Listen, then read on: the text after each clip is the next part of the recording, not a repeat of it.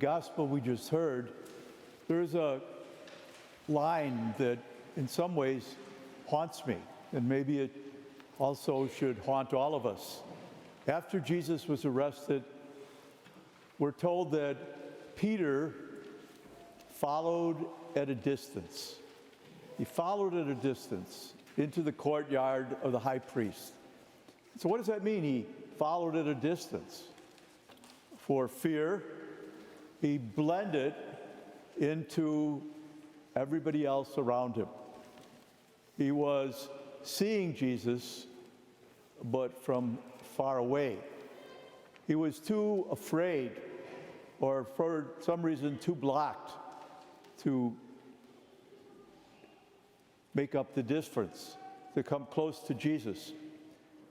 St. Teresa of Avila, in her great work, The Interior Castle, talks about 7 different mansions that every believer can pass through to come to a deeper, ever-deepening relationship with God. The first 2 castles or mansions, she says, are when those of us who have been away from God suddenly have an awakening, or we might call it a kind of conversion. And all of a sudden, God becomes more important to us. We begin to pray more regularly. We attend Mass on Sundays.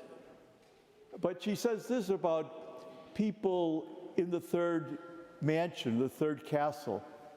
She says they've gone closer to God, they've cut down the distance, but why don't they go further?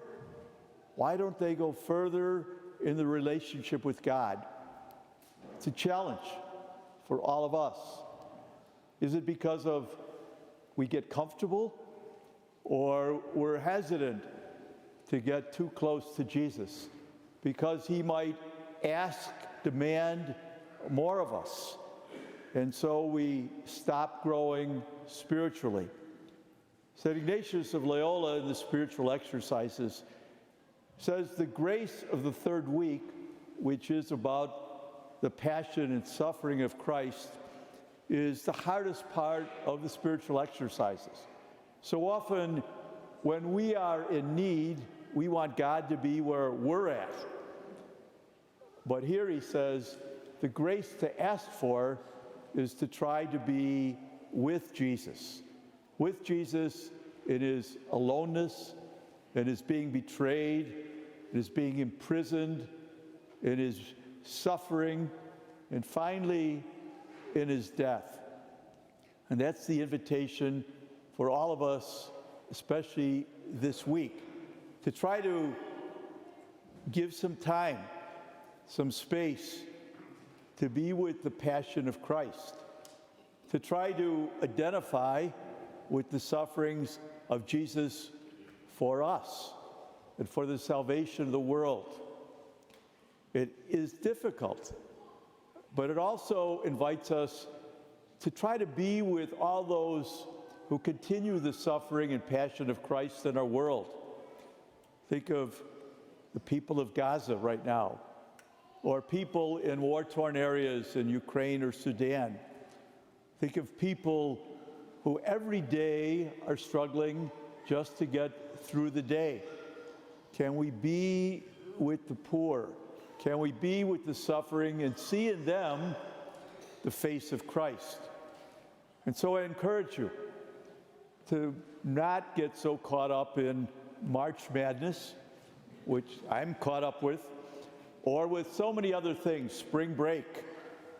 But also, this is just an important time of grace, time for us to close the distance, to not be like Peter in that garden hiding out so he won't be found out as a disciple. It's for us to take our discipleship seriously and take our heart steps to come closer to Jesus.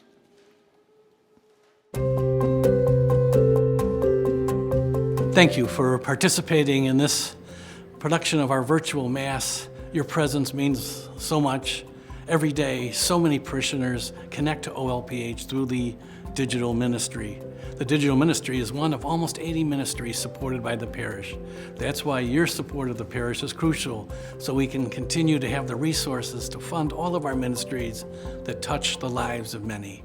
Thank you for watching, continue to watch, and thanks again for your support.